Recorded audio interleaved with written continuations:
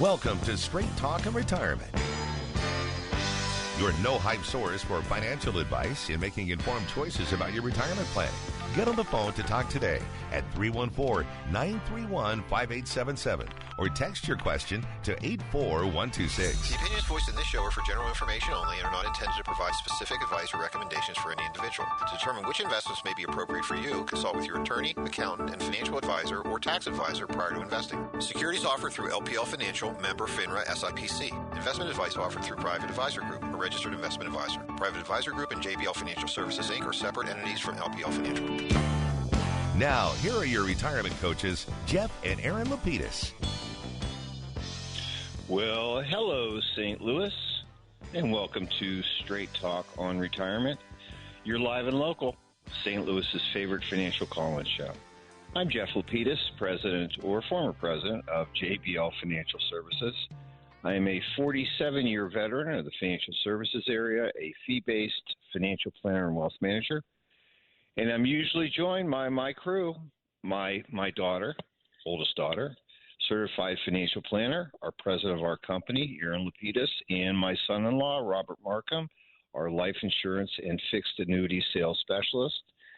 They're off in Boston, off for a conference. Aaron is actually a speaker, and so kind of proud of her to do that. And so we weren't going to tape this show, so you've got Dad today, solo, 2 hours, lots of fun. Certainly time for your calls and your questions at 314-931-5877 or 84126 from the text line. And we help our clients make smart choices about their money. The way that we do that is by creating a game plan, a written step-by-step strategy, a real game plan that has several goals in mind. First is to preserve, protect, and prudently grow the assets our clients have taken their entire lifetimes to accumulate. Second is to deliver a reliable stream of income, one that they can count on, so they can do all the things they like to do in retirement. And third is helping them cost-effectively plan for their health care needs, whether it's choosing the right Medicare plan to supplement their retirement coverage or choosing Social Security benefits. And then finally, when they're done enjoying their assets during their lifetime, we show them how to pass them on to the people they love, whether it's their spouses or children, grandchildren, churches, or charities, whoever it might be, without Uncle Sam or the tax courts taking a big bite out of their money. And as their wealth managers, Aaron, Rob, and I watch their money every single day to make sure they're staying on track. And that's why they call us the retirement coaches. Again, I want to thank everybody for tuning in this morning. We've got 2 hours of lots of fun for you. I like to say, as I have said for the last 19 years, I have a lot of things on our mind, but what's more important is what's on yours. So give us a call. We'd love to hear from you, 314-931-5877 or 84126 from the KTRS text line. So, again, a little bit of housekeeping. As you know, we do offer a monthly newsletter. We call it the Coach's Corner. It's easy to access. All you need to do is go to our website, jblfinancial.com. You can click on that Coach's Corner icon in the bottom left-hand corner, or every single page you're flipping through on our website, give you an opportunity to sign up. We'd love to send it to you by email every single month as we have. And Rob does keep the last 12 to 18 months of those archived for your viewing, printing, or downloading convenience. We also really, if you're there, have a terrific website, lots of great information, articles. We have a blog. We have infomercials that are on there for you, actually informational information for you on there, videos, etc. You know, Erin's on. She does Great Day St. Louis, and we have a lot of those archived for your viewing convenience so you can get to know us a little bit better while we're hopefully getting to know you. And again, we set this up every single month. This is our last I'm sorry, this is actually not the last. This is the second newsletter for March 2026. It contains 4 articles, which we hope you'll enjoy. The first one is Cash or Credit, How Consumers Pay Today. It was just interesting infomercial and graphic there that shows that a survey done of consumer payment preferences found that credit cards are now used for 35% of all payments, a 17% increase since 2016. Consumers are increasingly shopping and paying bills and making person-to-person payments remotely. 78% of those that responded said that they prefer using a credit card or a debit card, even for in-person payments. So digital society, no question, we're moving on that way. Article number 2, a little discussion about foreign stocks and how they outperformed the U.S. stock market in 2025. Don't know where 2026 is going. Don't know if this is a one-year thing or a trend, but it's certainly important that having a diversified portfolio puts you in a position where you can take advantage of returns from all over the planet. We do know that foreign markets are a little riskier than the U.S. market, so having a portion of those assets in there isn't necessarily a bad idea, but you never want to overdo a good thing. Excuse me. Article number 3 is Medicare and Medicaid. We have a nice discussion about what the differences are between the two plans. How do you become eligible for Medicare? As you know, the way that you do that is by working and having those Medicare Part A premiums deducted from your paycheck under the withholding. How do you become eligible for Medicare when you turn 65, et cetera? Discussions about Medicaid as well. So nice information if this is an area of confusion for you, but it does give you some good tricks and tips as usual. And our last article is new auto loan interest deduction is explained. We do know that under the one big beautiful bill in 2025, taxpayers can now benefit from a new annual automobile deduction of the interest for up to $10,000 for new cars as long as they qualify in certain ways. Again, a qualified vehicle is one that's either a car, an SUV, a van, a pickup truck, motorcycle, minivan, etc. It has to weigh over 14,000 pounds. I don't know if you have a scale that big at home. I don't. And it also must be new. Used vehicles are not eligible. And as the president reminds us, guess what? They got to be American cars. So that's also an important thing.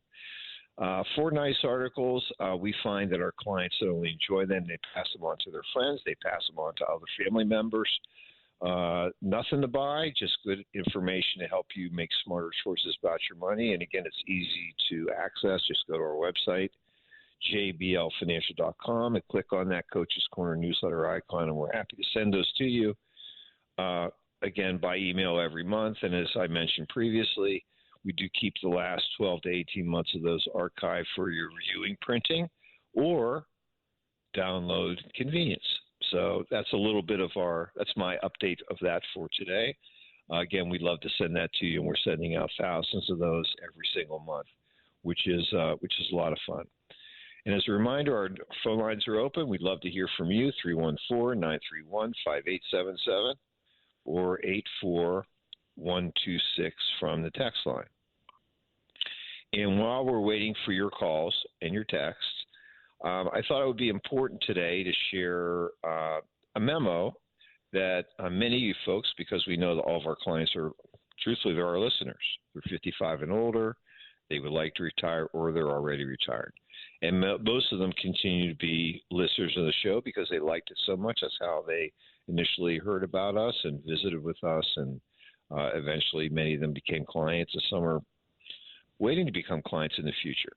So, during times of market uncertainty, Aaron and I do like to send emails sharing what our thoughts are with the folks. We don't do this every week on the air, but Aaron just constructed one, sent it through compliance, which we were required to do because all client communications that go out to more than 25 people do have to be are required to be again, reviewed by them and approved by them. These are SEC regulations. And so with Aaron's permission, I'm going to read. I thought it'd be nice to read this to you. It's pretty short and sweet, but I think it's very well written and to the point. Aaron writes, I'm writing to you today considering the recent developments in Iran and the recent volatility across global markets. It's natural to feel uneasy when headlines are intense and markets are moving quickly. However, moments like these are precisely when a steady, long-term perspective matters the most.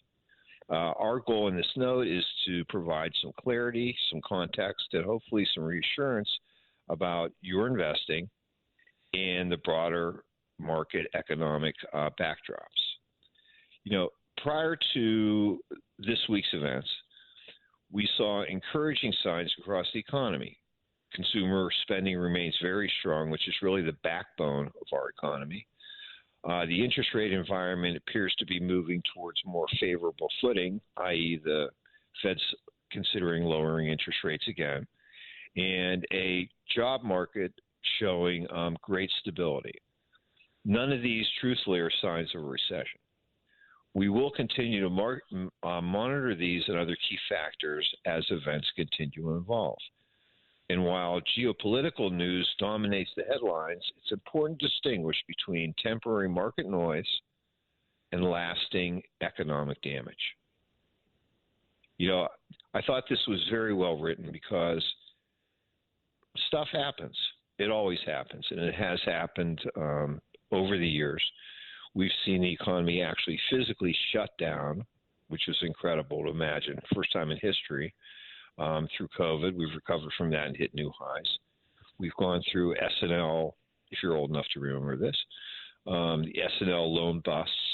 We've gone through various other, we've had the tech bubble burst, et cetera, but markets continue to recover and to be at new highs. You do want to remember that the markets have weathered geopolitical shocks many times before. And history shows that the instinct to sell during volatility is natural, but it's often poorly timed. Markets tend to recover well before the headlines turn positive. And while we can't predict future outcomes, we know that it certainly is often highest just before stabilization begins. So, again, our goal is to construct a portfolio for you that is basically founded in the reality of where we are. It's diversified, it's well-disciplined, and long-term planning is not an abstract concept. It's actually a tool that we're going to use for the future.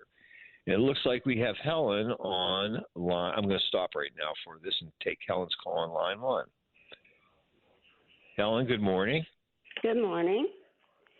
Yes, I had two questions. I don't know if he gave it to you. My first question was, what is the best way to set up charitable donations from my RMD? Okay, that's a good question. Do you want me to take that one first? Because it looks like your second question might be a little different. Is that correct? Yes, it is. Okay, great. So the best way for you to set up your charitable donations to come from your required minimum distributions is you need to go to your custodian, the people that are handling your money, and what they should do is they should ask you to fill out a form with them. We call it a third-party request form. And what will happen is that they will directly send that charitable donation to those organizations that you want for you. That's the correct way to do it. If they send you the money and then you go to make the charitable distributions, you don't get the tax benefit of having it done as a qualified charitable distribution. You either have to itemize your deductions or, as you know, under the Big Beautiful Bill, you can actually you do have an opportunity to give up to $1,000 per person if you're married. Helen, another $1,000 for you and your husband together. So going to your custodian, filling out the paperwork with them, assuming they have the ability to do that, is what you want to do. And frankly, that's something that we're talking to all of our clients about, and we have been at the beginning of the year, so that we can make sure that the paperwork is correct and it's going to those charities in the amount that they want and in the way that they want.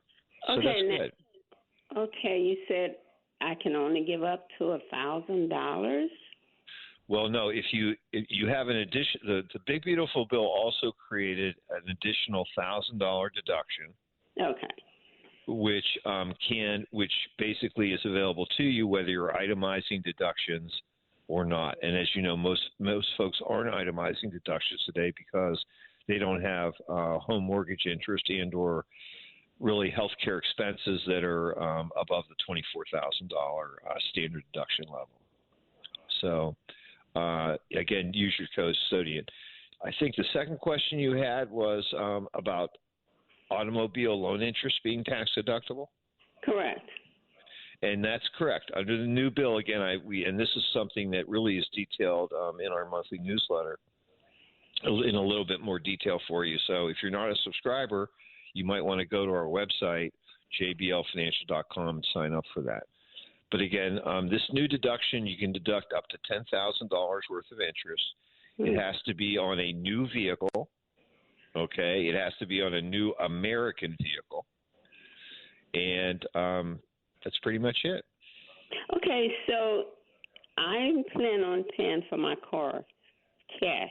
So okay.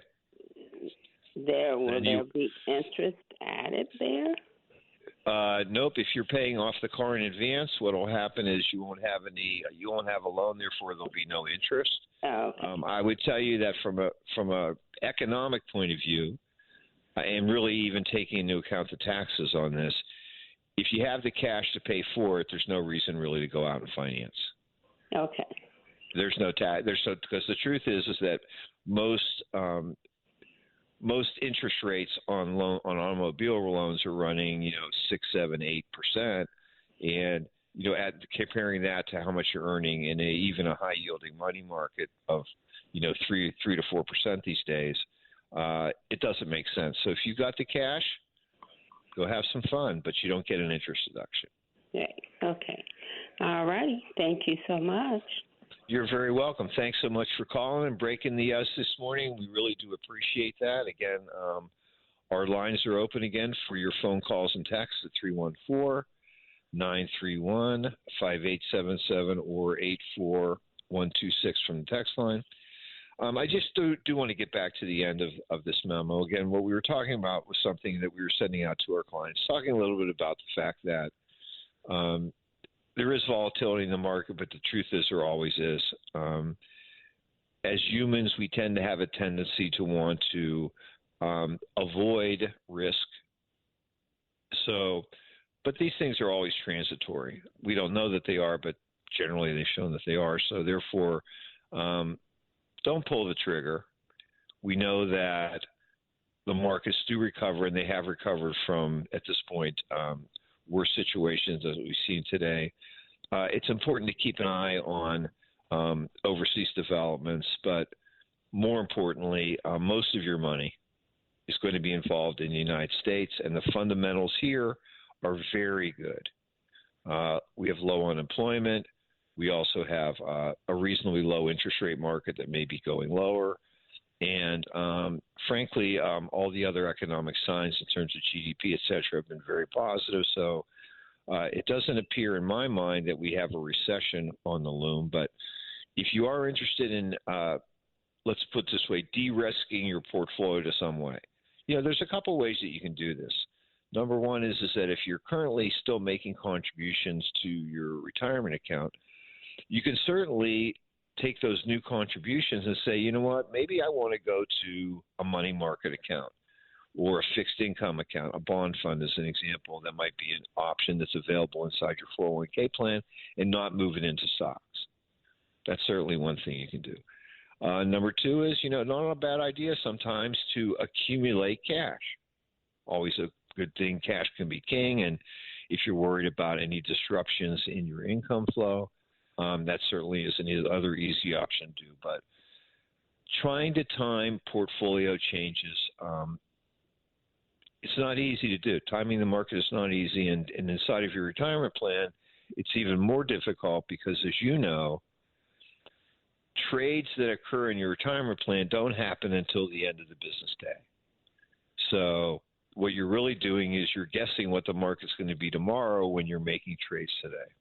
So not a problem again. We're obviously happy to serve as your advisors, those who are our clients as well as those that are our listeners. If you have any other questions, comments, etc., you can always give our office a call, 314-863-0008. You can go to our website and hit the Contact Us section. And send us a nice note. We're not stuck to 182 characters, so you can write as much as you want. We're happy to get back to you. And truthfully, Aaron reads those every single day, and we promise to get back to you within 24 hours. But I feel like sharing our thoughts and our feelings about things is important, and doing it across many of the different, if you want to call them, media that we can is also an important thing to do.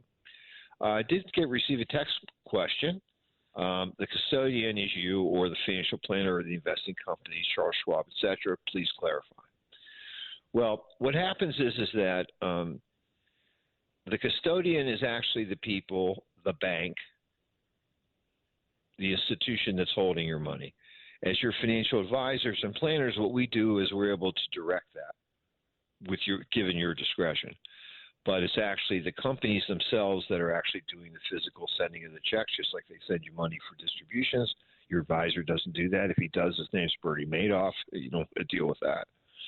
But the custodians are the ones that have the responsibility for safekeeping the assets.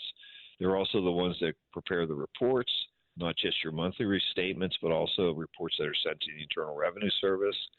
And at the same time, since they're the ones that cut the checks, they're in the best position to take care of this for you. So again, the process isn't difficult.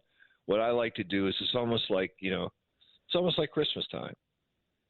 Check your list, make your list, check it twice, make sure that you choose an amount and, frankly, a frequency. How often do you want money sent, whether it's annually, quarterly, monthly?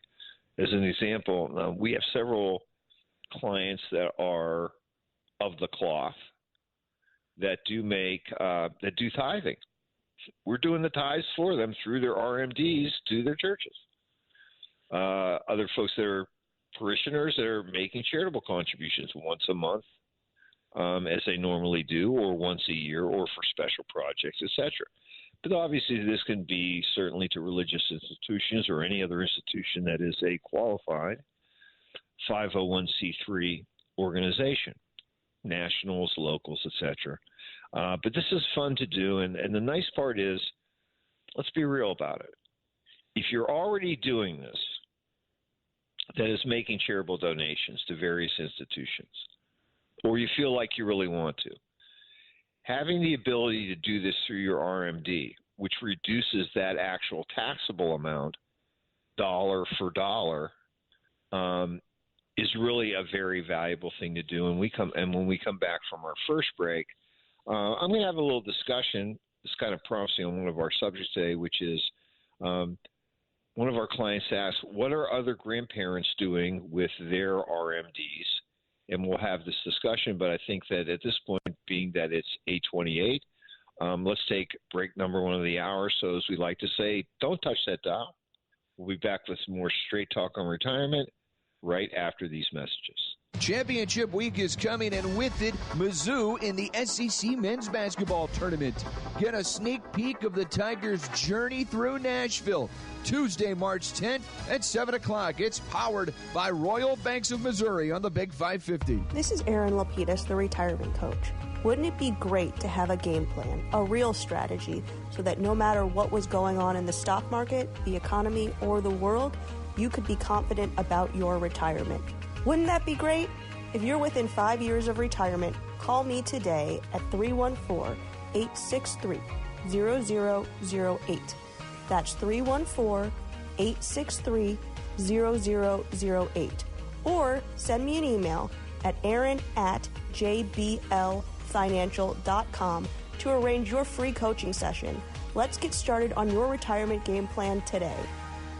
B Square Drywall and Painting was founded on expertise, dedication, and a commitment to excellence. With their unique system, meticulously crafted over a combined half-century of experience, B Squared ensures that every project is executed with the utmost quality every single time. From residential renovations to commercial build-outs, trust B Squared to deliver exceptional craftsmanship, attention to detail, and unparalleled service. At B Squared Drywall and Painting, quality is not just a promise, it's a guarantee. Call 314-486-5335, online at bsquaredinteriors.com. Expertise you can trust, results you will love. it's Josh, and I want to tell you about a dentist office, my dentist office, and their new location in Lake St. Louis, Lake St. Louis Dentistry. Dr. Landgraf and the group of dentists have been my dentists my entire life. They've been my parents' dentists for their entire lives, and you don't keep generation after generation of clients unless you're really good at what you do. Now with 3 locations, Florissant, Creve Coeur, and the new one, Lake St. Louis Dentistry, half-mile from 4064, and you can get an appointment today. Check out my dentist, LakeSt.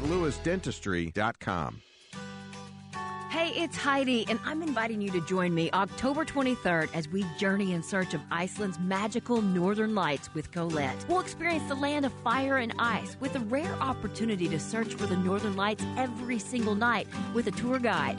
Our journey includes a day in the charming city of Reykjavik, checking out the steamy lava fields, massive glacier-sculpted mountains and valleys. We'll get unique views of beautiful waterfalls and walk along the black volcanic sand beach. And let's not forget, a relaxing dip in the Blue Lagoon. Colette handles all the deets, from flights and meals and hotels, even the local experiences. Your only job is to have the time of your life with me.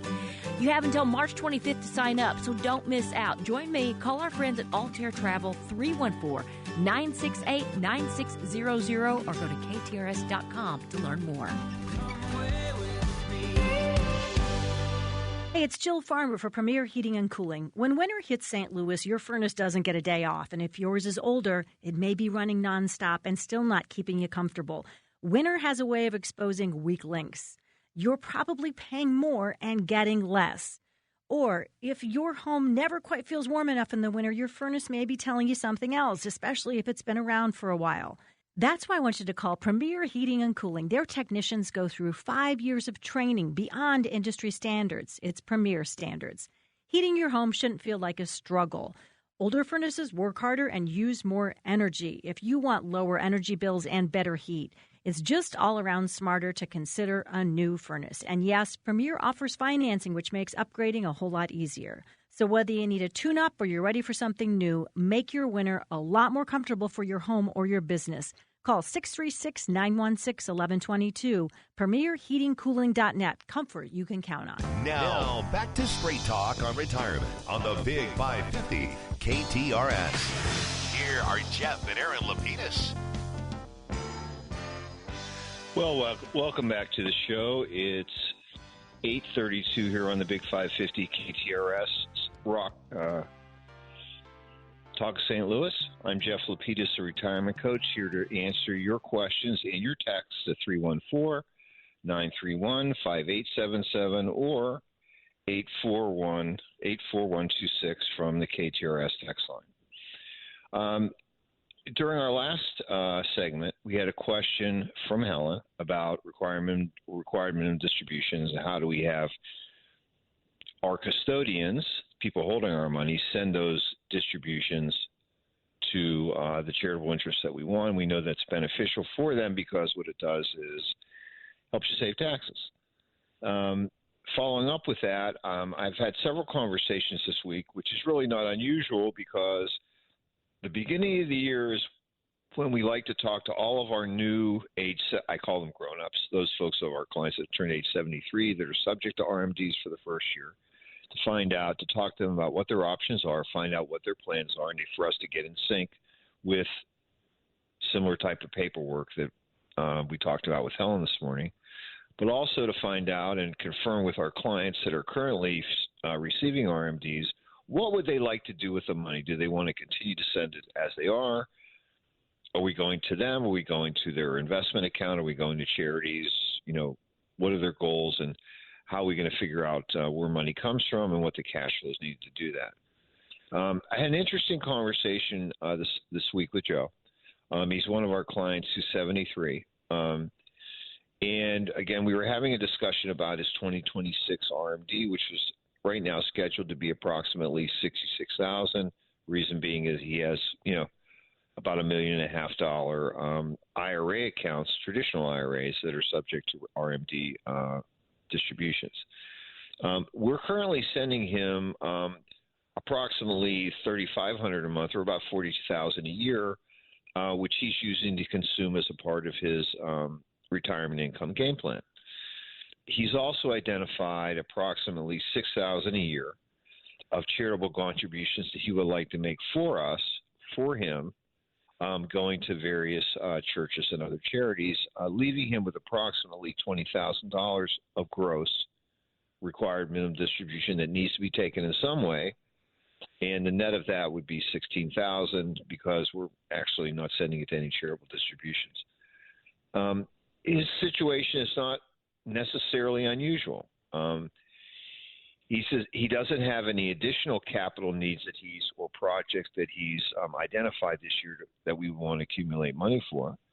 No super duper vacations, home renovations, automobile purchases that are scheduled for this year. He also doesn't have any outstanding significant amounts of consumer credit debt, or he doesn't have a primary mortgage or even any home loan obligations. So, he's a rock star. He'd like to start a program to begin to pass money on to his two minor grandchildren, Judy and Joe the third. Judy happens to be 5 years old and Joe's age 77. So his options are, what would we consider recommending for him to do to try to achieve this particular purpose, understanding that the money isn't going to be tax deductible. That is money that he puts aside for the kids. Well, the first thing that he might consider doing is he might consider depositing the money into his current trust account. And at that point, he's obviously able to take advantage of the $19,000 per person annual gift tax exclusion. Or he could then direct those gifts either to a UGMA, Unified Gift for Minors account, a 529 savings account, which he would control for them, or he could just leave it in their trust if he wanted to. Another option is we could actually create a separate payable on death account with him being it on him and his wife, with the joint account with the grandchildren as beneficiaries. We would then be, if you think about it, making investments for the future. If there are any capital gains or any interest or dividends that are associated with the growth in that account, he would be paying the taxes on those, not the kids. It wouldn't be a flow through. And at the same time, if that money was accumulated and not distributed prior to his death, all the capital gains and or appreciation in those assets would be forgiven at death because we have what we call a step up in basis to fair market value, which all of us have available to us for non-retirement assets that are passed on to beneficiaries at death. So if he wants to accumulate the money, we always recommend, if possible, for him to keep control, direct or indirect control. Either direct control by either setting up an account that will be under his name, that he'll invest, that he and then his wife can then freely distribute to those beneficiaries as he wants to. A 529 plan, which is a college educational savings account for those kids. Again, him being the owner, so that what happens is he can then direct the money out of it. It wouldn't be includable for the parents in terms of FAFSA, which is borrowing money. And then finally, another one that's kind of off the wall, not necessarily off the wall, but something to consider here is since he's reasonably healthy, he might consider taking some of that money and directing it to a life insurance premium, which could create a death benefit in his particular case of approximately $100,000 per each $8,000 of premium. Why would you want to do that? Well, number one, it's going to immediately from day one magnify the size of that $8,000 gift to $100,000. Number two, that money is also going to be income tax free if it's received when it's received by those grandchildren. Or alternatively, he may even want to name his children as the beneficiary, because we know that when he and his two children receive those IRA accounts as beneficiary IRAs, the IRS doesn't consider those accounts their accounts. They consider them moms and dads that were not distributed. And we know that under the Secure Act, those assets have to then those accounts have to be emptied within a 10-year period. Those children inheriting also not just the account, but also the RMD schedule of their parents. And so in most cases, especially in his children's case, if this happens, let's just say they live 20 years, his children will be in their highest earning, most likely in their highest earning income tax brackets near the end of their careers. And therefore, the taxation of those assets would be high. Wouldn't it be nice to be in a situation where instead of Uncle Sam getting 25 to 30% of that IRA through taxes, they're still going to get their money. But what mom and dad is doing is then creating some tax-free dollars to help those kids pay those taxes. So really more of the IRA itself will go to them intact. We think that makes a lot of sense. And in most cases, especially like in Joe's case as well, we know that he and his wife Sally already have some life insurance right now. We know that they don't need it for themselves to create capital for income purposes should either die. So what we've recommended to them to consider is possibly changing the beneficiary designation on those life insurance policies to their children. Kids get the money tax-free, and again, they can then use that money if they need to for paying Uncle Sam taxes. It isn't unusual for us to get questions from clients who've had life insurance policies for many years. Maybe they're small ones, maybe they're not large ones. To say, hey, what can we do? Should we keep these? Should we repurpose these? And I would tell you that in general, any life insurance that you own is more valuable than that which you would buy new.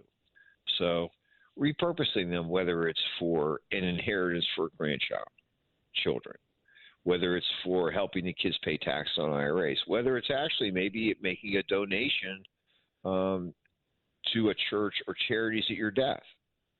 You know, it wouldn't be surprising if many of you, and I'm sure that you have designated certain charitable organizations to receive money from your estate at the time of death.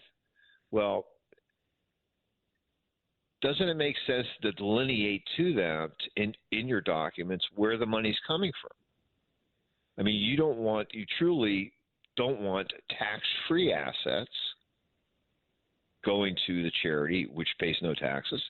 You would rather have IRA assets, which are taxable to the beneficiaries, but not to that charitable organization going to them.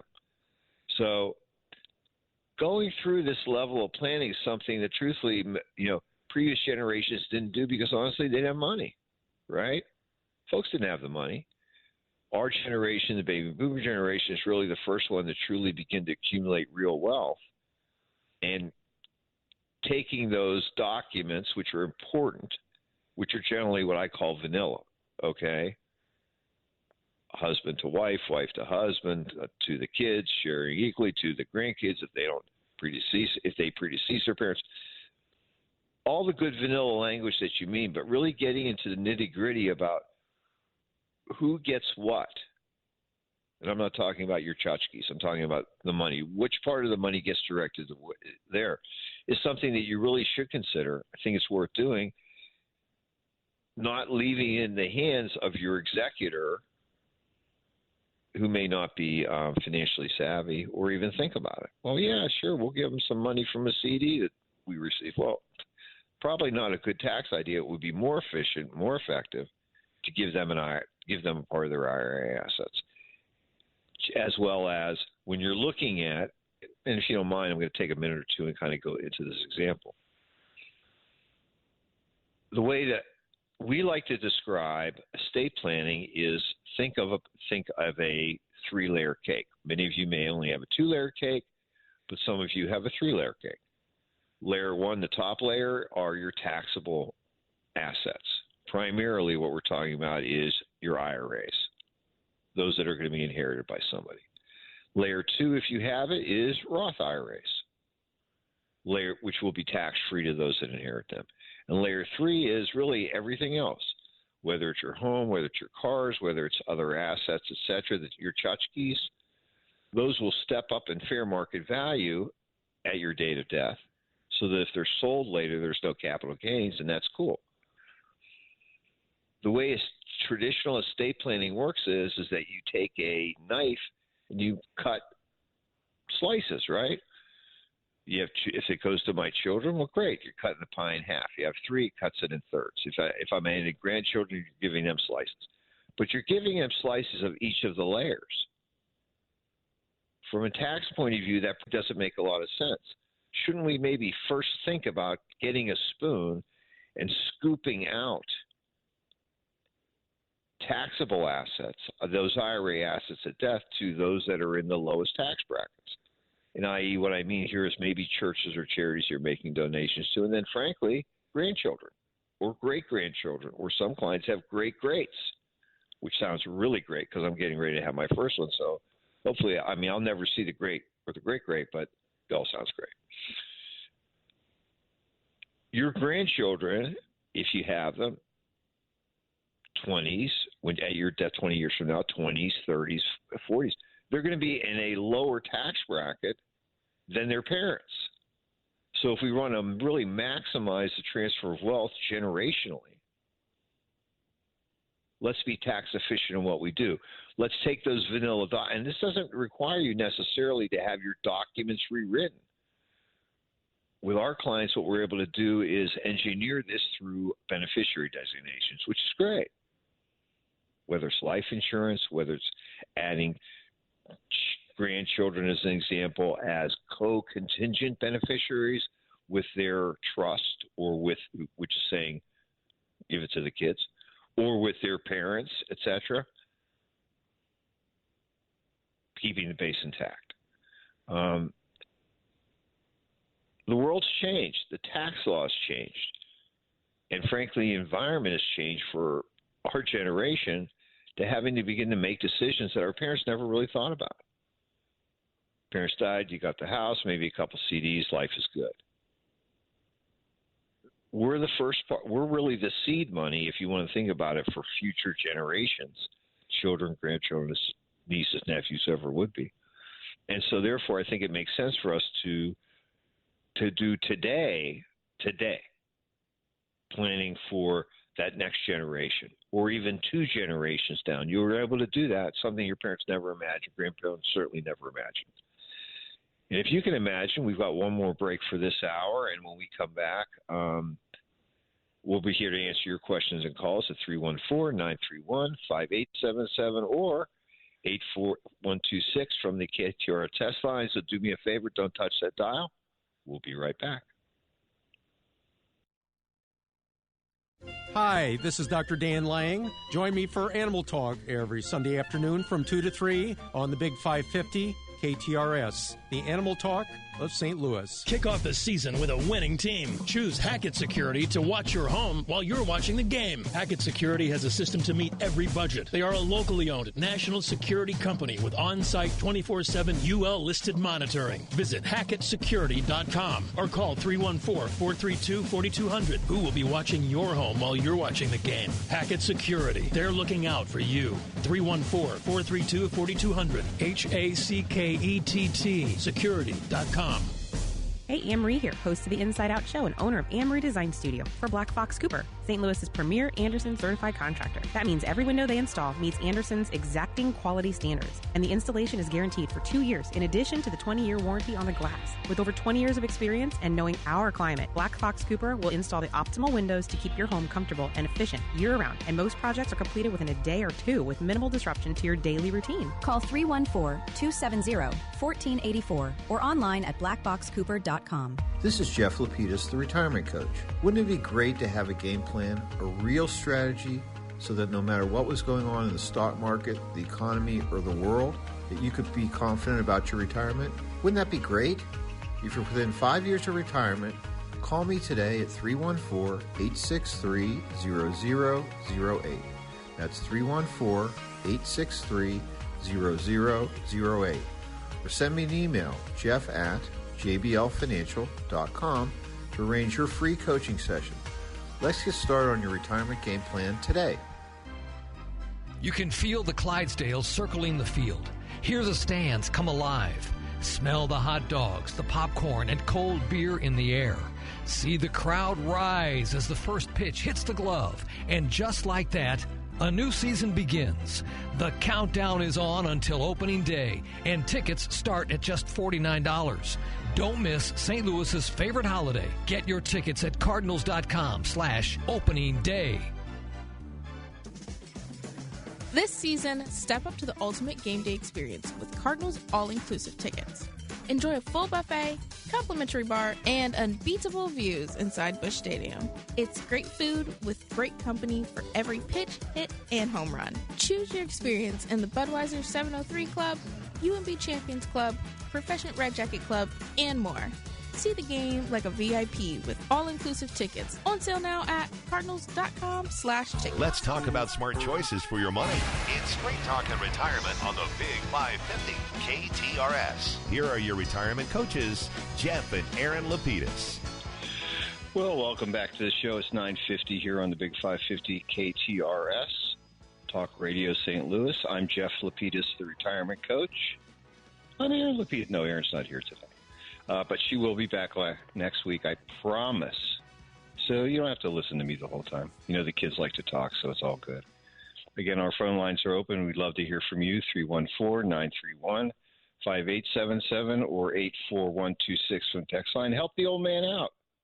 We'd love to hear from you today. Well, good. I was going to say that, well, I have a lot of things to say, but I did want to talk today a little bit about some recent activity that we've been involved in.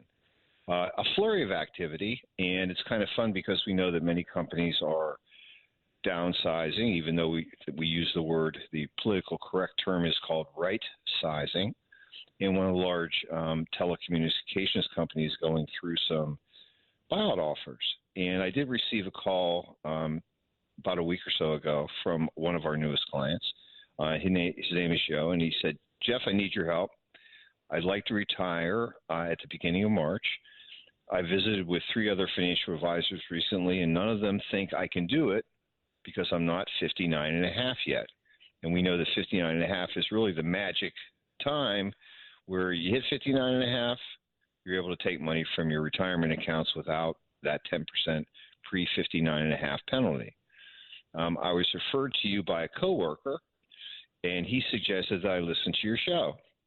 It's great. Now, what's interesting is the coworker isn't one of our clients at this moment, but he's been a listener, and we do appreciate that. And obviously, we love people being introduced to our show. It sounds like Rob and Aaron come up with creative solutions. I don't know where he left me out on this deal, but if you believe you have a solution, I need to come in for you for a coaching session. So I said, this is great. We know that Joe's going to turn 59.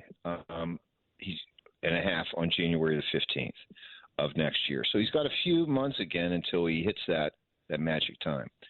His wife, Sally, is 58, and she's currently retired. She has a small pension of about $600 per month. What's really kind of fun for them is that their current spending is 100% of obviously Sally's money is there for her. Really, it's sort of her walking around money. But they're currently spending Joe's take-home pay, the entire amount of $3,200 per month. So the question is, he can't get his IRA assets, maybe, because he's not 59 and a half yet.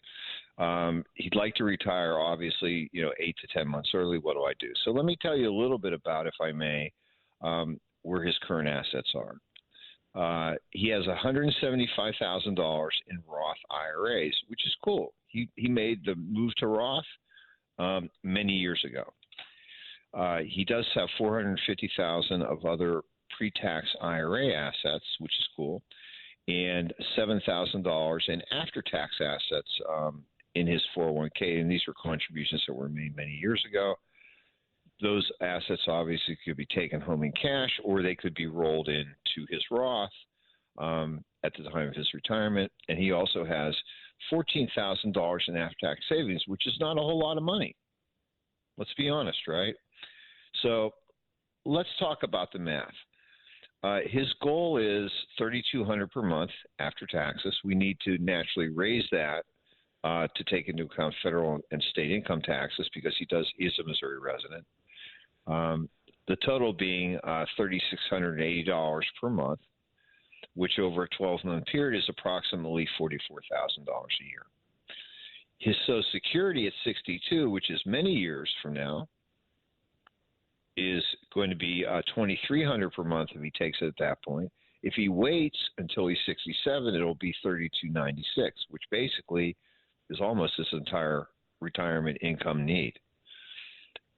His buyout, which, by the way, he didn't tell me about this until the end of the discussion, is approximately $88,000, which is really very close to 1 year's worth of gross pay. His net from that will be $66,000. So my mind's kind of working here. We got $66,000. Why not just take that money, use it to cover his year and a half's worth of expenses of the $44,000, and then begin to tap into his IRA? That certainly to me is an easy solution, but there are some other things that he can do. If he wasn't offered this amount of this buyout, because he doesn't have sufficient after-tax assets to cover the 5 months, we could obviously begin to make contributions to his. We could begin to make withdrawals from his traditional or his Roth IRA, because the Roth's been in account for at least 5 years. Or if he wants to, and he doesn't retire right away, number one is what he could do is he could certainly make a loan before he leaves for basically to cover that 5 months worth of gap.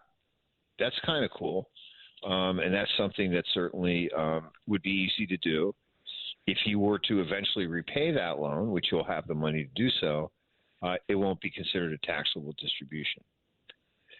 But when he sent me his financial information, and also we assumed at that point that he didn't want to do what's called a 72T distribution, which is equal substantial distributions from his IRA account, they would only, at 4% rate, they would only create about $15,000 a year. So it's maybe half his income, but not all of it. And he would be locked into that for at least 5 years, which in truth he doesn't really need, because he could obviously turn on his Social Security benefits a little bit earlier. But one thing I did find was that Joe had a $100,000 whole life policy. The total cash value of that policy was $38,000. And of that $38,000, $16,000 was in dividend additions.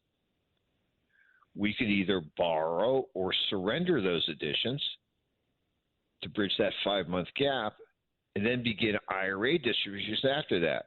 Woohoo! That's an easy one. But obviously, with the $88,000 a buyout that he has, that's being offered, which would be about $60,000 after tax, it might make sense to drain down some of that, at least 5 months worth.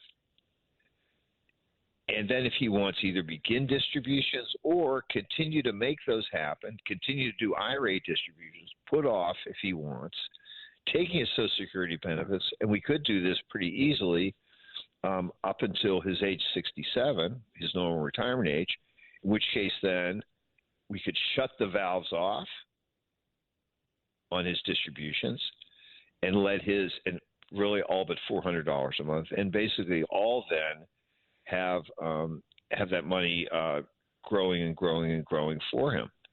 So I don't know what other people were seeing, but I was thinking to myself, Joe, you're a rock star, brother. You got lots of options that are available to you. It's really a question of what's feeling good for you, and we certainly have a lot of decision points that are coming along the way. So let's make sure that we take advantage of doing those before that happens. Good story about Joe, and I have a couple of other stories also from some of Joe's friends that he sent to us that are going through the same thing that are a little bit different as well. But I did have a text question, which something also was asked about last week. Can you talk about LifeLock, the fraud protection company? Do we recommend it? And do we have clients that have experience with it? Well, I would tell you that, LifeLock is certainly something that is what's the best way to put it? It's a security blanket. If it makes you feel good, you definitely should consider doing it. But I think what we need to do is, and we've got approximately 1 minute left for the show for this hour. I'm sorry, do we? Actually, we don't. So we're going to have to get out of here, and we'll answer that question in hour number 2. So don't touch that dial. Do us a favor. We'll be back with more Straight Talk on Retirement in about 10 to 15 seconds. Right after these messages, it's easy to contact us. If you like, all you need to do is give us a call, 314-863-0008, or go to our website, jblfinancial.com. And we'll be back for hour number 2 right after these messages.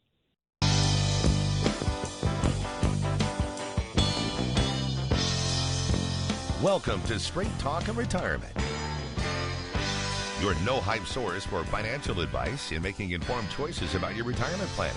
Get on the phone to talk today at 314-931-5877 or text your question to 84126. The opinions voiced in this show are for general information only and are not intended to provide specific advice or recommendations for any individual. To determine which investments may be appropriate for you, consult with your attorney, accountant, and financial advisor or tax advisor prior to investing. Securities offered through LPL Financial, member FINRA SIPC. Investment advice offered through Private Advisor Group, a registered investment advisor. Private Advisor Group and JBL Financial Services, Inc. are separate entities from LPL Financial.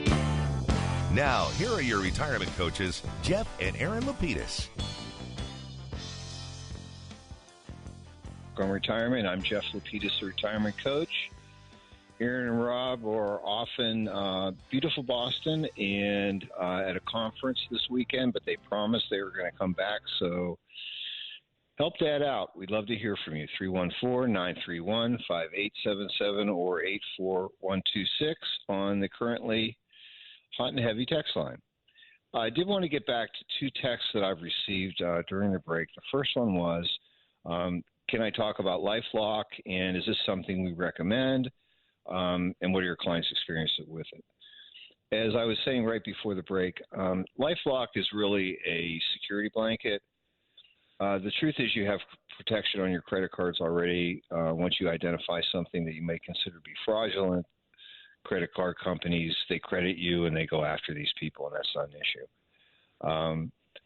Something that you can do is something that I do personally. I know my wife and my children also do this. You can lock down your credit with a credit agency so that people can't access it. You get notifications whether or not people are trying to create accounts for you, etc. But LifeLock is inexpensive. If you feel like you need a security blanket, you should use it. Most of the time it's available through payroll deduction through work.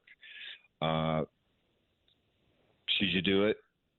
It's up to you. I don't, but because I feel like we're pretty well protected. And in regard to your investment accounts, things that are with your financial advisor, you also have SPIC insurance, so nobody's going to come in and rob the bank. You're well protected. I hope that helps. Received also a second text question, which is the $1,000 charitable deduction, even if you are unable to itemize deductions for 2025 or the 2026 returns. The answer is I believe that this is currently available for 2026, not for 2025 taxes. So check your list. If you're married, you get double that $2,000. So I hope they answer your question. Again, our phone lines are open. Love to hear from you. 314-931-5877 or 84126 from the text line. And so while we're waiting for your texts and phone calls, I do want to talk a little bit about Joe and Sally. They're both 62, youngsters, if you would. And they're both looking to retire the spring of 2027, so about a year from now. They've been terrific savers, and they've accumulated approximately $3.4 million in their retirement accounts and have an additional $240,000 of after-tax savings. They have no primary mortgage, but do owe $200,000, have a mortgage on a lake property down at the Ozarks. They have 2 financially independently married children and 4 grandchildren. I used to hate on them, but I've got one on the way, so I'm not too unhappy these days. And those kids range between 2 and 11, and they also live in St. Louis, which is great. Got a boatload of money, no debt at this point other than a second mortgage. Their kids are off and aren't financial burdens to them, and so we did the math. after a discussion about them, about their current spending habits, their expenses, they told us they were running approximately $11,000 a month, which they verified for us. We take their word for it. We know that that should put them in an effective 25% income tax bracket. So we have to increase that $11,000 by 25%, giving us a pre-tax goal of approximately $13,750 per month. Between them, their Social Security benefits, and again, this is looking at age 62, would run approximately $5,850 per month, leaving them with a monthly income shortage of about $8,000, or approximately $96,000 per year. For us to deal with that income flow, we like to take what they need. We divide that by 4%, and that gives us the lump sum of capital required, as I like to call it, the milk money, which is how much capital do we need that we can draw off of 4% prudently over a long period of time to create their income source, and that is approximately $2.4 million. But, they did identify for us some other needs that they had that require capital in the reasonably near future. So we need to incorporate those in our planning. New boat dock, they'd like to do this year later, approximately $70,000. They want to replace a vehicle in 2027 of approximately $40,000. They want to upgrade their boat, and I know there's an expression about boats, but boats are pretty expensive, and this was going to run them. They said approximately $150,000, and they also decided that their vault savings really wasn't sufficient. They really wanted to increase it a little bit by another $150,000. So between those other capital needs, they're going to need approximately $410,000, or between the two, $2.81 million. So sounds like they're rock stars. They have $3.4 million in retirement assets and $240,000 of savings. But what do? Well, what we like to do is, we like to break people's money down into buckets. Their vault, $150,000. The milk money, $240,000. Their fund money bucket of $410,000, and then what's left over, about $350,000 of IRA assets are available for future growth or future income purposes. Once we've kind of gone through that personal math, the question that we usually ask is, how important it is to you to have your income or a portion of that income reasonably independent of market risk. They don't currently have pensions, so the question is, would you like us to create basically a worry-free income stream for you, a personal pension plan? What percentage of that $7,900 would you need, or would you like to have locked in, which is free from market risk? Obviously, this money could do double duty today as retirement income, and then possibly in the future to help them deal with long-term care health expenses. Do they have anybody that's involved and that has currently been affected by long-term care expenses? If they have, what we're really then looking at is, does it make sense for us to allocate a certain portion of capital, and or do they have the income stream that they'll need to deal with that type of an expense should one of them become chronically ill? So, when we're doing folks' retirement game plans, we really look at it from 4 different perspectives. Obviously, perspective number 1 is, do I have the income that I need while I'm still healthy and alive? Number 2 is, will I have the income that I need if I become chronically ill? The third is that if one of us passes away, will we have an income sufficient for the surviving spouse to maintain the lifestyle that they need? And then finally, in many cases, especially if they're comfortable with their retirement game plan and their income flow, is how can we pass on as much as we can to the people we love in the most tax-deferred way, in the most tax-preference way. So those are all good, and given their goals on passing assets on their children and grandchildren over the next several years, we then have to think about how can we do this? What is the most effective way? And usually those type of answers come after somebody, frankly, is either feeling like they have sufficient capital, or number two, they've been involved in their income, that income replacement, for a year or two, sometimes longer, sometimes shorter, so that we can then begin to, separate assets from them into various accounts, or making direct distributions for folks to do that. But, that's really the fun of us getting together and having coaching sessions. And with Joe and Sally, in this particular case, what's interesting is that they do have sufficient capital because they've gotten rid of their primary debt obligations. And so whether they, if and when and how they elect Social Security is really up to them. Do they elect the smaller spouses early? Do they wait until, do they have the higher Social Security amount spouse wait past normal retirement age, even maybe up to age 70? Most of our clients don't, but that's certainly something that was important to them. They could do that. But they have lots of choices. And really, we believe that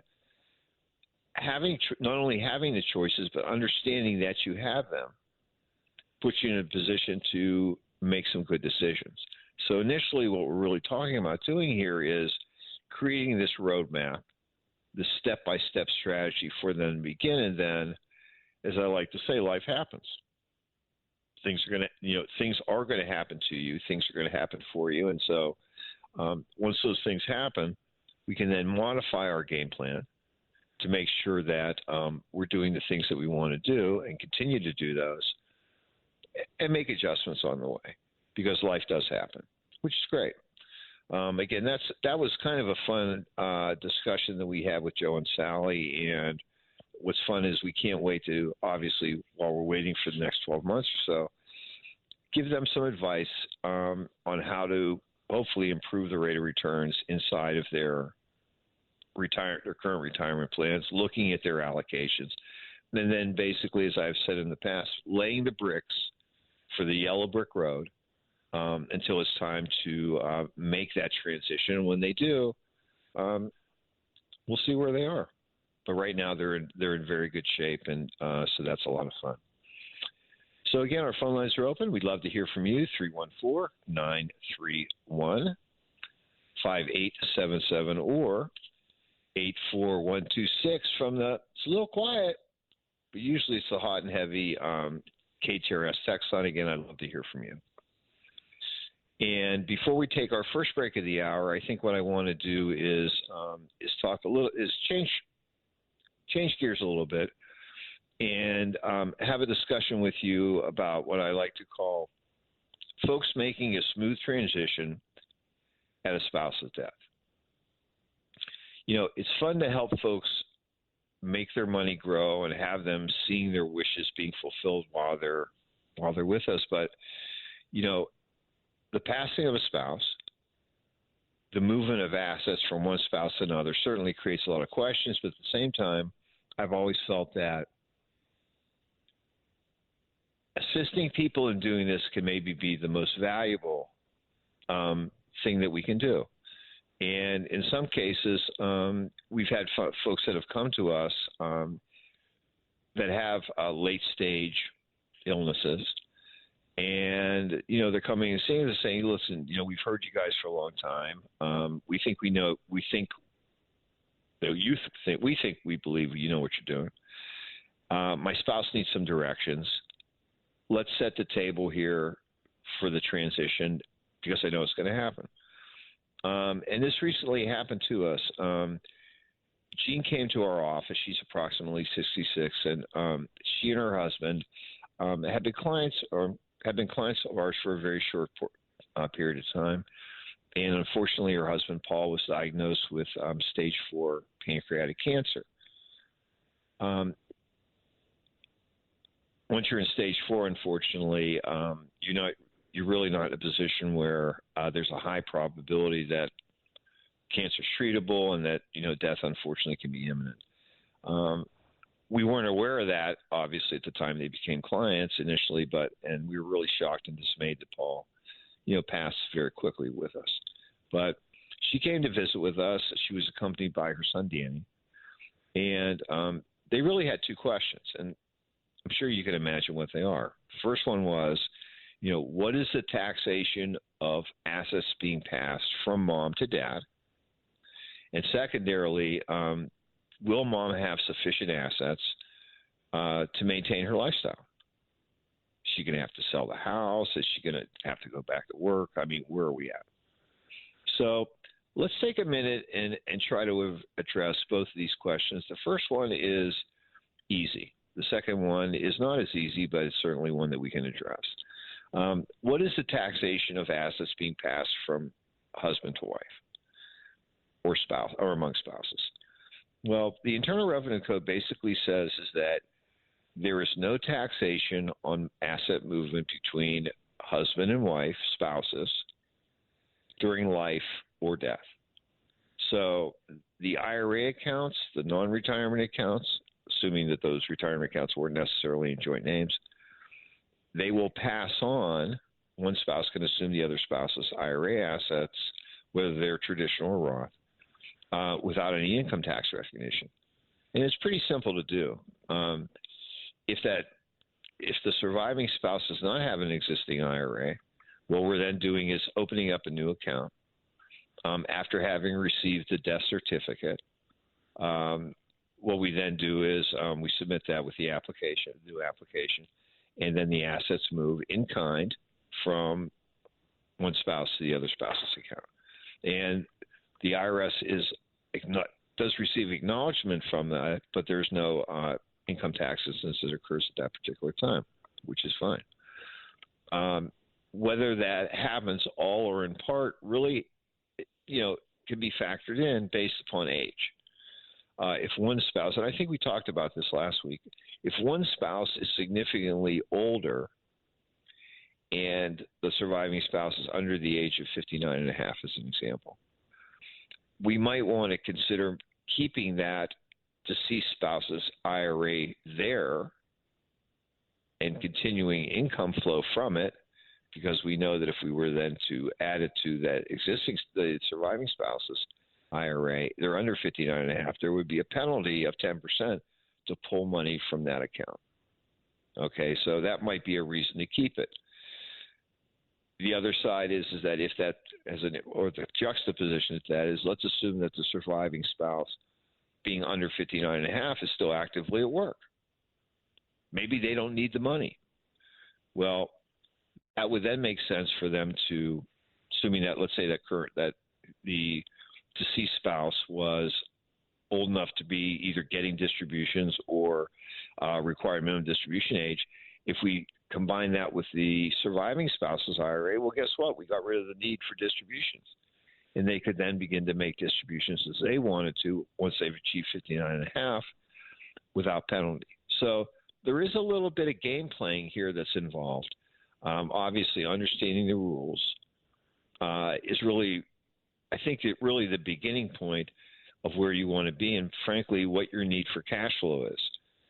And it doesn't have to be an all-or-nothing situation. As an example, in Paul's case, we had set up 2 IRA accounts for him. If Gene didn't need to access or didn't want to necessarily access money from both accounts, we could certainly move one over, leave one there, cash flow, et cetera. So I think you kind of get that idea. In this particular case, because she was already 66, she has a choice in terms of, and her husband was older. She had a choice of Social Security benefits. Would she continue to receive hers, or would she elect Paul's? If she was to elect Paul's, assuming his benefit was greater, she would then basically, what the IRS does is, or the Social Security Administration does, is they increase her account, her value to what Paul's was, and then the value that she was receiving is basically dropped. So we know that there's an income loss at that particular point. We also know that in this particular situation, Paul was receiving a pension, and he had elected a 50% survivor option for Gene, so that at his passing, instead of receiving the same pension benefit she was receiving while they were both alive, she was only going to receive half that amount. Excuse me. So between the loss of her Social Security benefit and the loss of his portion of his pension benefit, it was determined that she would need approximately $3,000 per month, $36,000 per year. And for us to create an income flow to make that happen, she would need approximately $900,000 of assets. We also determined that there were some things that she would like to do, or had some plans of things that she and basically they had planned to do prior to his death. And that was, they wanted to make some improvements on their current home. They needed to replace a car, and they had a feeling, and Jean wanted to make some gifts at Paul's passing to their grandchildren, just as a remembrance, which is kind of a nice thing. The total of those was about $120,000. So between that capital need and the milk money need of $900,000, she really needed approximately $1 million and a little over $1.1 million to make all that happen. Well, fortunately for her,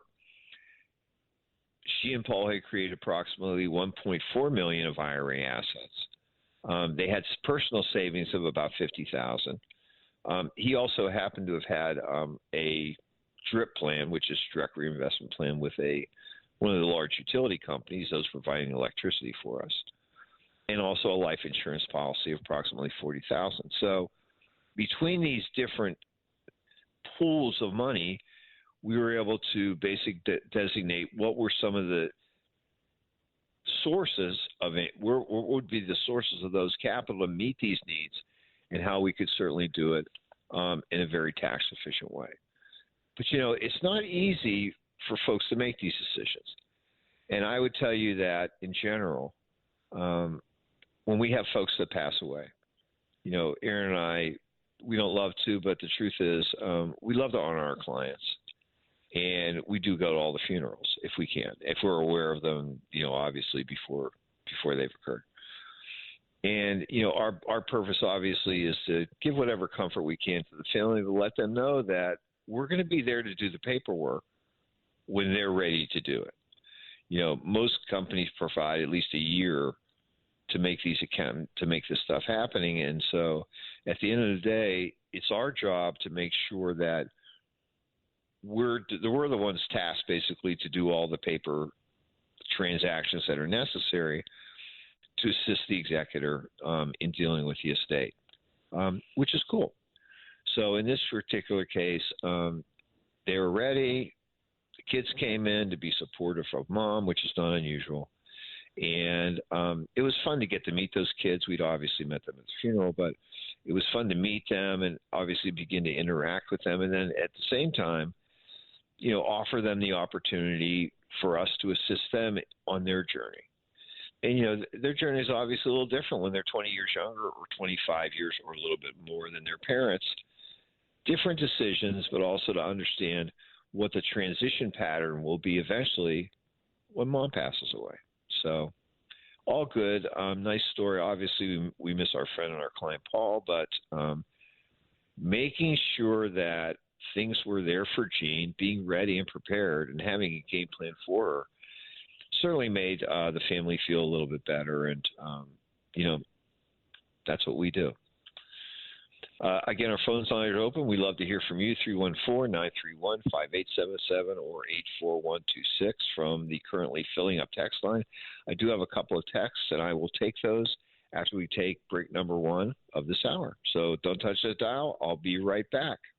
Hi, I'm Mike Robinson with Robank Properties, and I want your fixer-upper home. It's crazy to spend a ton of money fixing it up when I will pay you top dollar right now. I don't even care what condition it's in. Your trash is my treasure. No inspections, no contingencies, just cold, hard cash. Call me, Mike Robinson, at 314-283-0867. That's Mike Robinson, 314-283-0867, or at ROBANGproperties.com. Hey, it's Heidi, and I'm inviting you to join me October 23rd as we journey in search of Iceland's magical northern lights with Colette. We'll experience the land of fire and ice with a rare opportunity to search for the northern lights every single night with a tour guide. Our journey includes a day in the charming city of Reykjavik, checking out the steamy lava fields, massive glacier-sculpted mountains and valleys. We'll get unique views of beautiful waterfalls, walk along the black volcanic sand beach, and let's not forget, a relaxing dip in the Blue Lagoon. Colette handles all the deets, from flights and meals and hotels, even the local experiences. Your only job is to have the time of your life with me. You have until March 25th to sign up, so don't miss out. Join me. Call our friends at Altair Travel 314-968-9600 or go to ktrs.com to learn more.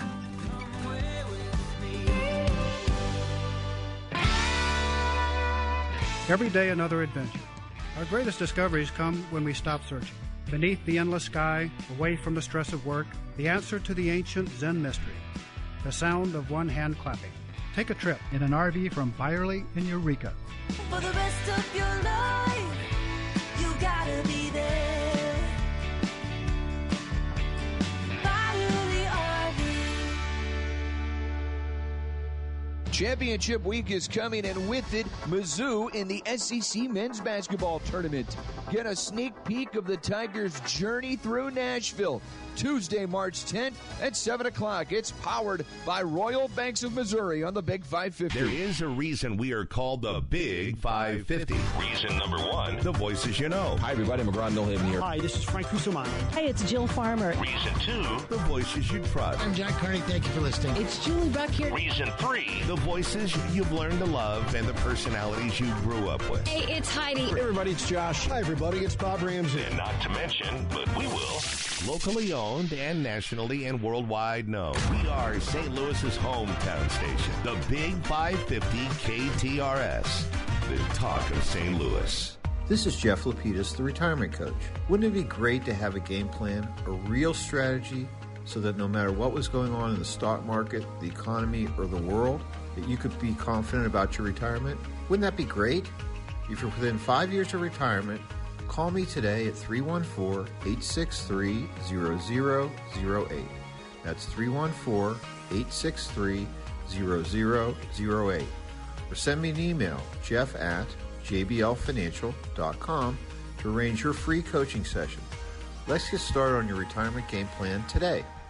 When you want to send flowers to a loved one for a birthday, anniversary, or that special occasion, call your friends at Walter Knoll Florist. Walter Knoll is family-owned and operated and offers custom designs by expert designers. A huge inventory and selection that only the largest florist can offer, with quality and care that no grocery store florist can meet. They have several locations in the St. Louis metro area to serve you. Order online today at WKF.com. That's WKF.com. Walter Knoll Florist, your personal florist since 1883. Let's talk about smart choices for your money. It's Straight Talk and Retirement on the Big 550 KTRS. Here are your retirement coaches, Jeff and Aaron Lapidus. Well, welcome back to the show. It's approximately 9:33 here on the Big 550 KTRS. I want to thank everybody for their text questions and calls so far this morning. Our phone lines are open. I'd love to hear from you, 314-931-5877 or 84126 from the text line. So to clean up a couple texts that I have, when managing a client's account due to turmoil in Iran, as well as other places, do you stay the course or do you play defense? I do not see any catalyst for the market anytime soon. Well, I have to be honest with you. Aaron and I don't have a crystal ball either. However, what we're suggesting to our clients is that we believe that this is going to be a temporary situation, and therefore we're staying the course. We have a well-diversified portfolio for clients. If they have specific cash needs that they need to fulfill in the near future, we made sure that cash is available for them so they can spend that freely. The markets do go down, but they always seem to come back up eventually. So I hope that answers your question. Second texter writes, I am 58 years old, youngster. And I've been recommended to get bond or bond funds. How do these work? I read they can be called. Do I lose my money when that happens? Okay. So first thing, whoever's recommending this to you, don't talk to them because you wouldn't be asking me this question. There's a difference between bonds and bond funds. Obviously, when you're talking about an individual bond, it can be, but not necessarily, have what's called a call provision. That call provision says is that, and basically the only reason they call bonds is because the bond issuer, whether it's a corporation or whether it's a municipality, as an example, governmental unit, they're able to refinance that debt at a lower rate.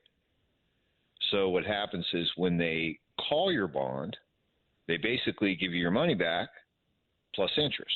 So when it's called, it's never – that's a little different than a default.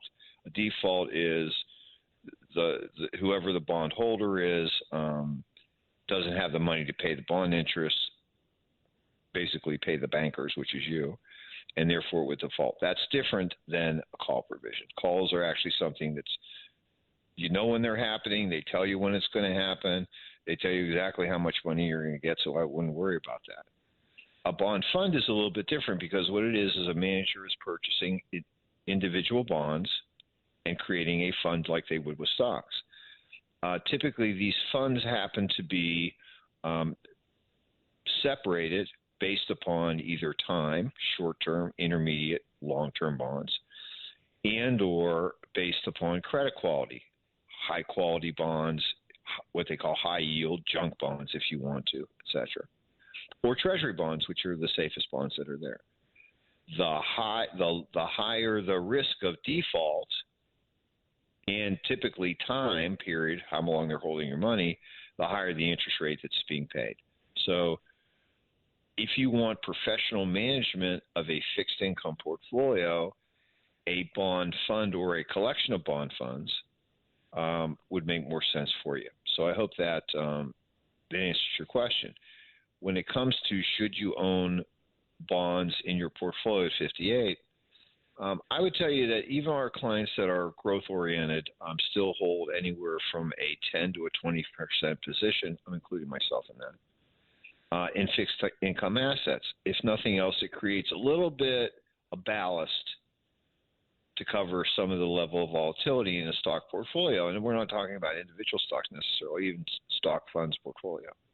So having some powder dry to either reinvest later or to basically create diversification really is a smart idea. And so I would certainly recommend that you do that, but do it with a financial advisor, get some opinions, have some diversification. And your 401k plan, if that's where most of your money is and that's where it's being done, won't offer you individual bond options. They'll actually offer you individual bond funds, and you can do research on those, and that's kind of cool. Question following that is it wise to move a portion of my 401k to a premium money market account that earns 4% until market turmoil settles down in Iran, then after the market settles, dollar cost average back in? The answer is maybe.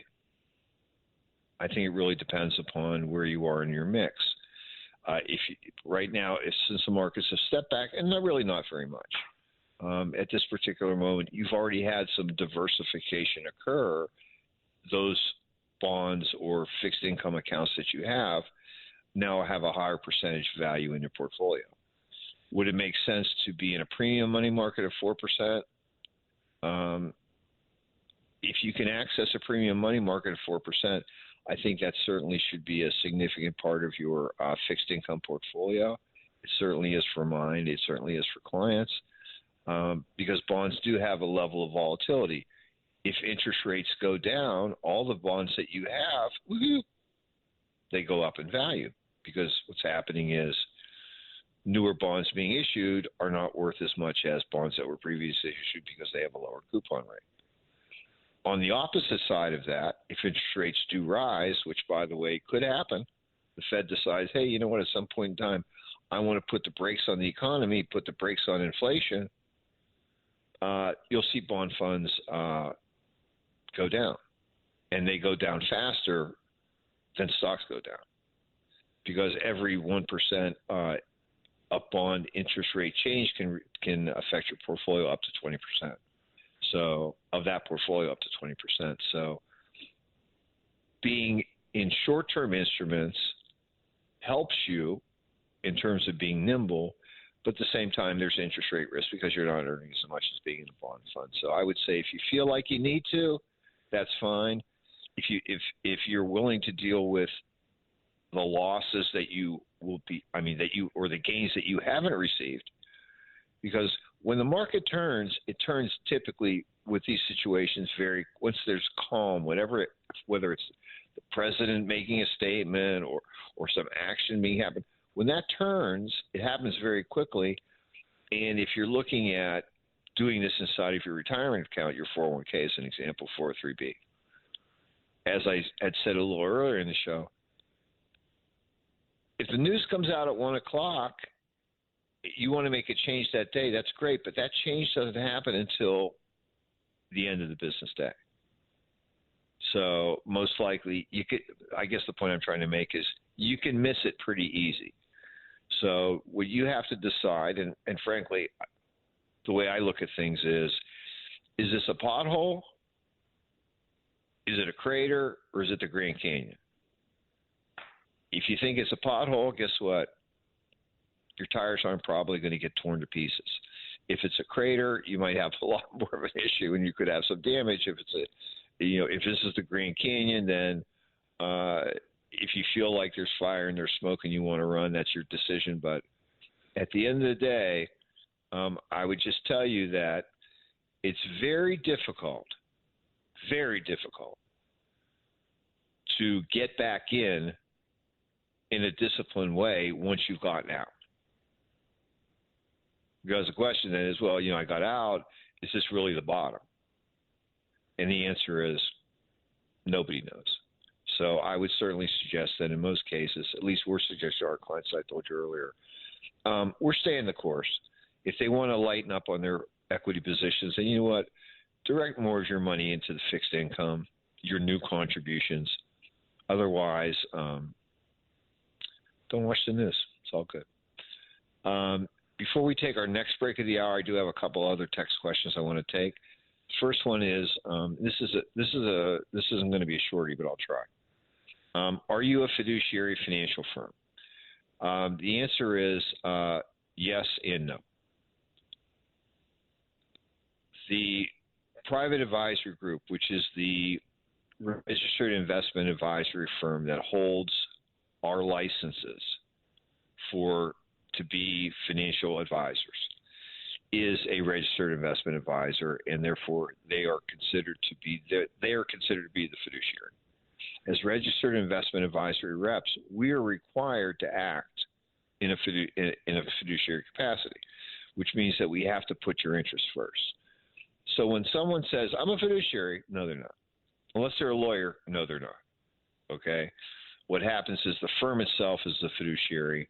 We, of course, are representatives of the firm, and therefore we're required by the SEC to act in a fiduciary way. So the answer is no and yes.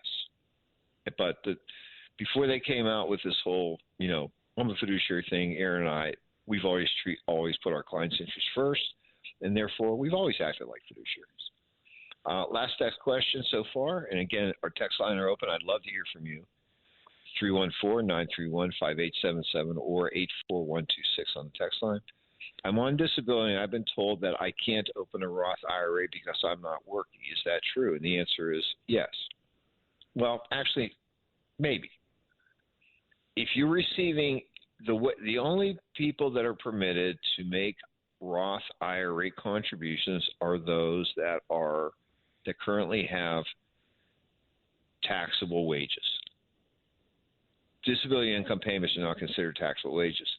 If you're disabled and you're getting income, you're still getting some income flow wages from your employer, then you would be eligible to make a contribution.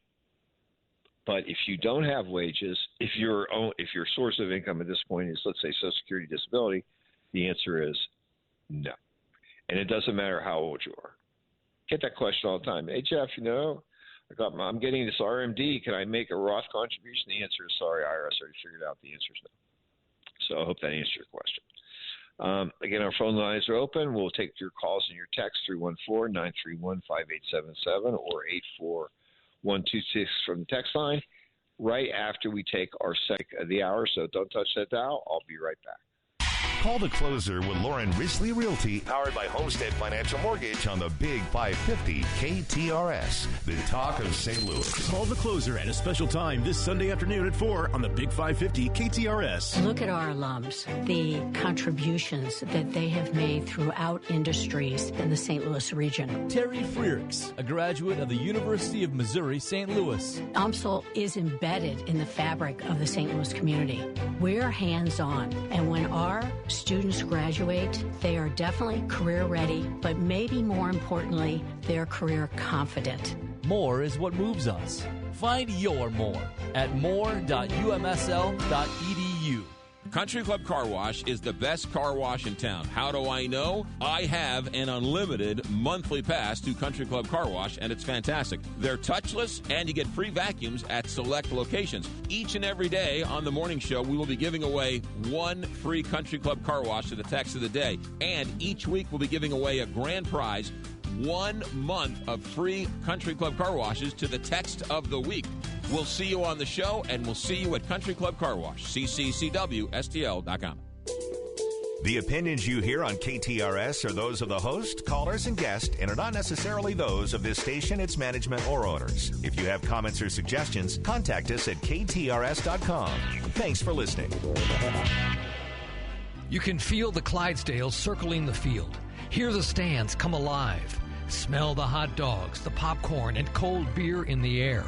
See the crowd rise as the first pitch hits the glove. And just like that, a new season begins. The countdown is on until opening day, and tickets start at just $49. Don't miss St. Louis's favorite holiday. Get your tickets at cardinals.com/opening day. Cardinals single-game tickets are now on sale for the 2026 season. The schedule delivers big-time matchups, including weekend series against the Cubs and Dodgers, and visits from the Boston Red Sox. Add in a promotions calendar stacked with fan favorites like all-new giveaways, a Hawaiian short and shirt set, golf-inspired hat, dark mode jersey, and a whole lot more. It's Busch Stadium at its best all season long. Lock in your seats today at Cardinals.com. Hi, everybody. This is Dr. Dan Lang. Join me every Sunday afternoon from 2 to 3 on the Big 550 for Animal Talk, where I talk about everything regarding dogs, cats, and other domestic animals. Topics include nutrition, training, medical checkups, special guests show up now and then, and of course, I'll answer your questions. So join me every Sunday afternoon from 2 to 3 for Animal Talk on the Big 550 KTRS, the Animal Talk of St. Louis. Hey, it's Josh, and I want to tell you about a dentist office, My Dentist Office, and their new location, now open in Lake St. Louis Dentistry. Dr. Landgraf and the group of dentists have been my dentists my entire life. They've been my parents' dentists for their entire lives, and you don't keep generation after generation of clients unless you're really good at what you do. Now with 3 locations, Florissant, Creve Coeur, and the new one, Lake St. Louis Dentistry, half mile from 4064, and you can get an appointment today. Check out My Dentist, LakeSt.LouisDentistry.com. Hey, I'm Mike Slater. My dad passed away at the age of 63. It's out of nowhere. Had a stroke. Super hard, obviously, for the whole family, but my dad had life insurance. This is why I have life insurance for my family, for my wife and 4 kids. And the best place to get life insurance is ethos.com, because you can do it in 10 minutes. And there's no medical exam and no blood test, just a few health questions. Get life insurance in 10 minutes so your family is protected. Ethos, ETHOS, ethos.com/Mike. Now, back to Straight Talk on Retirement on the Big 550 KTRS. Here are Jeff and Aaron Lapidus. Well, welcome back to the show. We've got about, I think we have one more break to get in. I was going to say, shake your head if you would, Charlie, but no, you can't because I can't see you.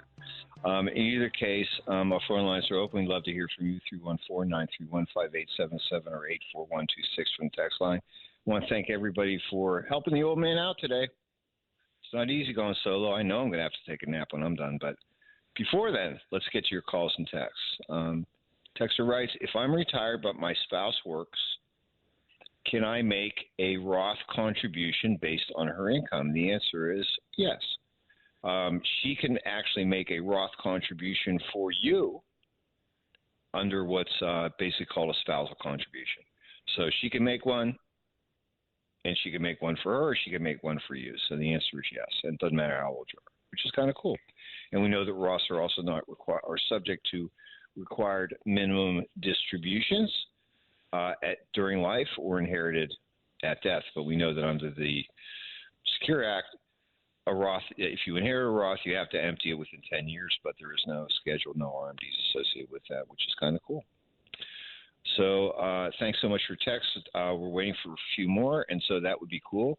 But while we're waiting, talk a little bit more about estate planning. There are no, what I've found in my almost 50-year career, there are no rights or wrongs. There are just decisions to be made.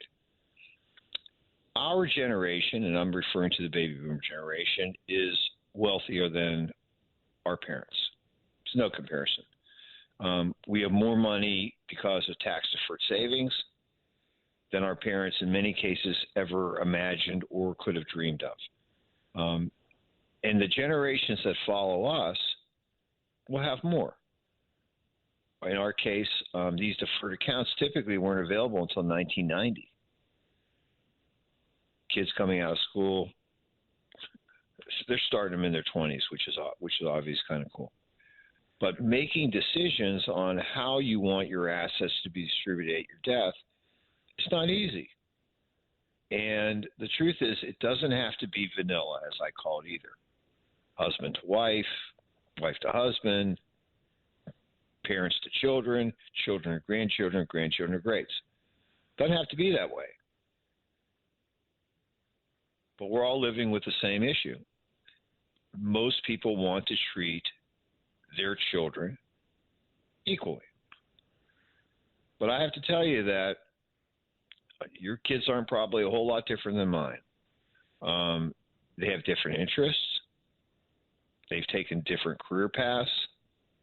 They earn different amounts. They marry differently. They grow their families differently. And in the end, is equal actually fair? Leave that hang there for a second. Is equal really fair? Do you want your children, and the other thing is, do you want your children to make the decision on when your grandchildren, if you have them, receive your money? My daughters are understand my wishes very well, which is no. They're not going to get to decide how my grandchildren get my money. That's going to be my decision. And then, of course, there's Uncle Sam, ready to confiscate. And I use the word confiscation because, during our life, we're paying income taxes, right? We're paying tax on earned income. We're paying tax on capital gains, on dividends, on interest, etc., on money, many cases that we already pay taxes on. It's not really fair, not really fun. So helping our clients make these decisions, getting them ready for their lawyers to write these documents, is important because we don't write the documents. But at the end of the day, we're the ones that have to do the paperwork to make the transitions happen. And frankly, we don't file the returns for taxes, but we've got to create a game plan for shrinkage. The Tax Reform Act, the Secure Act, is probably the most impactful legislation that's passed in Congress in the last 20 years. The acceleration of taxes on IRA assets, deferred assets. Uncle Sam wants to get their money, and they are going to get their money faster within 10 years. Fast, not over their lifetime. So you have a lot of decisions to make. If you're listening to me, you're probably going to be around for another 20 years. At least that's what I plan. And therefore, meet with your advisor, create a game plan, communicate it to your children. This is something that you have to do. Something our parents never imagined, but certainly something that we have to. Did receive a text. We have a daughter in college. I'm done with that.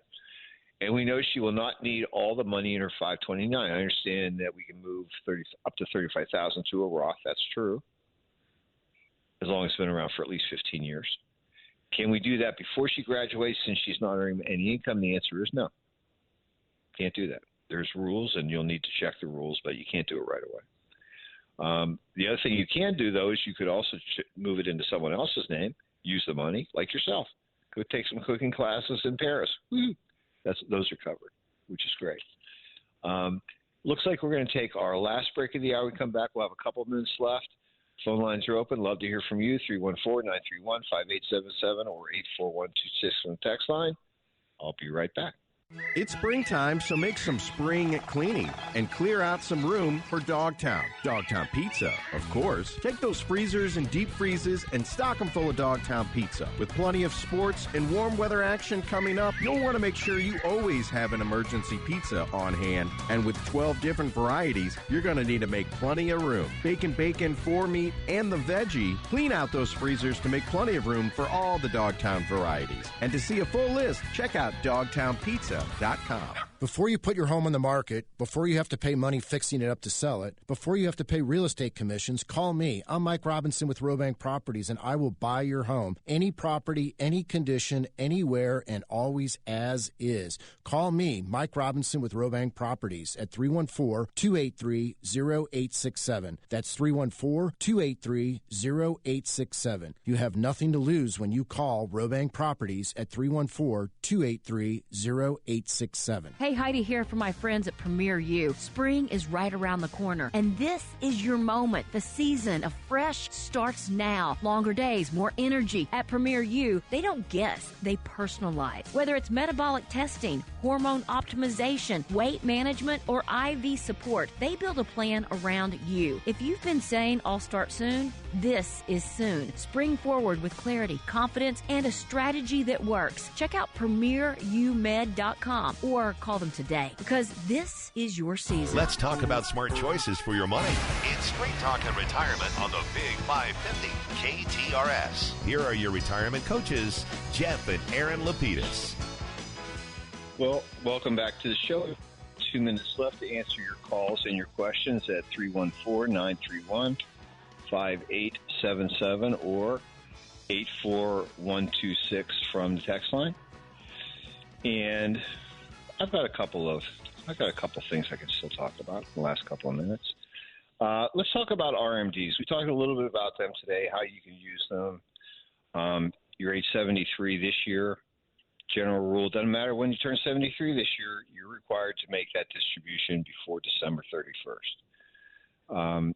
Every one of the people, the companies, the plan sponsors, the banks, the financial institutions that have your money in retirement accounts are required to report this information to you, and they will if they already haven't done, on your January 1st statements.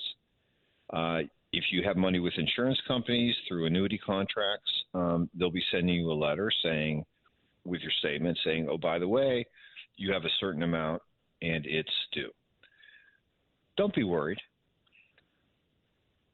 In our office, what we do is we add up all the numbers. We get all the information. We let our clients know how much that is, and they have an opportunity to make the decision on where they want to take the money from. You don't have to take it from every individual source. And if you're already taking money today, distributions from retirement accounts for income purposes or other needs that you have, we get to count those amounts against the annual RMD. So I've given examples like earlier this morning where somebody has to take out $60,000. We're already sending them $24,000. They only have to take out the difference. They certainly, if they want to, can have us send their charitable donations for them as a way to reduce their taxation. Just get prepared. It's not a big deal. It turns out to be about 4%. and it's all good. And again, if you'd like to talk to us for a coaching session, it's easy to do, 314-931-5877 or 84126 from the text line. Thanks for your time. We'll be right back next week with Straight Talk on Retirement here on the Big 550 KTRS. The opinions voiced in this show are for general information only and are not intended to provide specific advice or recommendations for any individual. To determine which investments may be appropriate for you, consult with your attorney, accountant, and financial advisor or tax advisor prior to investing. Securities offered through LPL Financial, member FINRA SIPC. Investment advice offered through Private Advisor Group, a registered investment advisor. Private Advisor Group and JBL Financial Services, Inc. are separate entities from LPL Financial. Be listening next week at 9 for more